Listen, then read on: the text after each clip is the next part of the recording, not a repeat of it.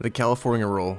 It's a sushi classic. Oftentimes, it's the gateway roll for those new to sushi, offering a simple yet satisfying introduction to Japanese-American cuisine. While its origins are debated, its popularity is not. It's a staple on sushi menus everywhere. Today, we're taking a closer look at how to make this roll at home, from the crab mixture to the rice, rolling and cutting. I'm Aaron Walker, and this is Beyond the Burner.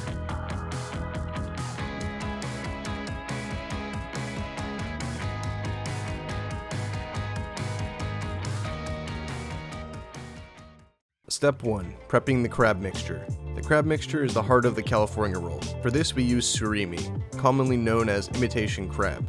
It's affordable, widely available, and works well for this dish.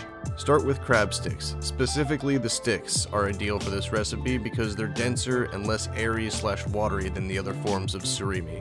You want as little excess water as possible. Add them to a food processor and pulse until you have small pieces, finely shredded but not a mushy paste. Once the surimi is ready, mix it with the mayonnaise. Use 2/3 of a cup of mayo per 12 ounces, or about 340 grams, of surimi. Then add 2 teaspoons of sugar to balance out the flavors. Mix everything until the sugar dissolves and the texture is smooth. Cover and refrigerate the mixture to let it sit while you prepare the rest of the ingredients. Step 2. Making the sushi rice. Sushi rice is the foundation of any good roll or nigiri.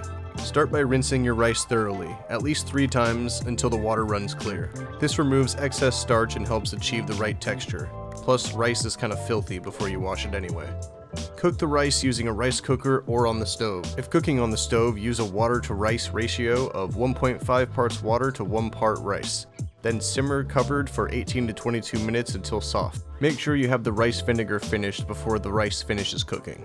Next, we'll prepare the sushi vinegar.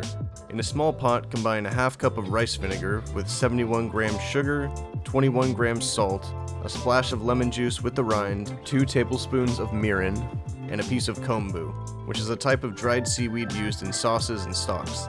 Then heat the mixture over low heat, stirring until the sugar and salt are completely dissolved. If you don't have the kombu, don't worry. You can just skip it, no big deal.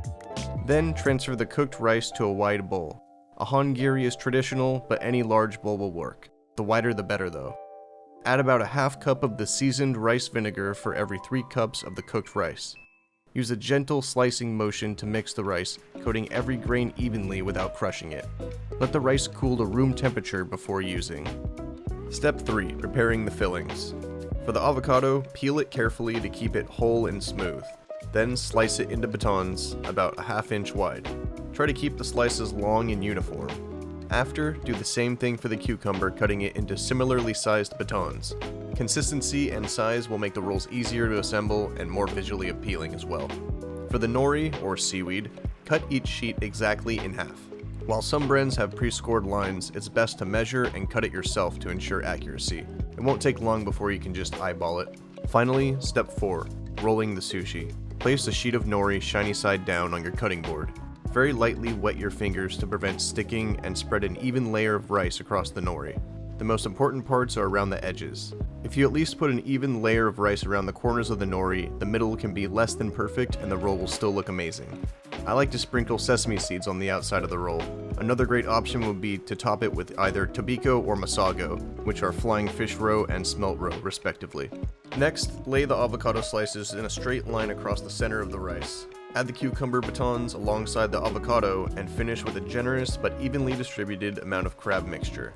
This is the part where you want to envision the rest of the roll covering the filling and closing on the other side. It gets easier every time. To roll, lift the bottom edge of the nori and fold it over the fillings. Use your fingers to gently tuck the fillings in and keep everything in the right place as you roll. Continue rolling until the nori wraps are around completely, sealing the edges. Then, using a bamboo mat, press the roll firmly but gently, shaping it into a neat cylinder. You don't need to squeeze or press the roll very hard, just enough pressure for grains of rice to stick together. Step 5. Cutting and serving. A sharp knife is essential for clean cuts. Clean the blade and wet it between slices to prevent sticking. Cut each roll into 6 to 8 even pieces depending on your preference. Arrange the slices on a plate and serve with soy sauce, pickled ginger, and wasabi on the side.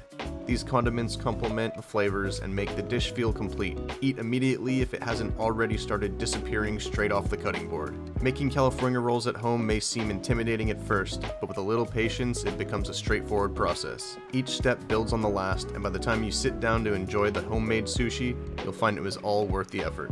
Simple, satisfying, and approachable. California rolls are the perfect way to explore sushi making from the comfort of your kitchen. Thanks for joining me on another episode of Beyond the Burner. Remember to subscribe if you haven't so you don't miss a thing, and follow me over on TikTok and Instagram for more quick recipes, chef life, and cooking content. I'll see you next week, and as always, stay hungry.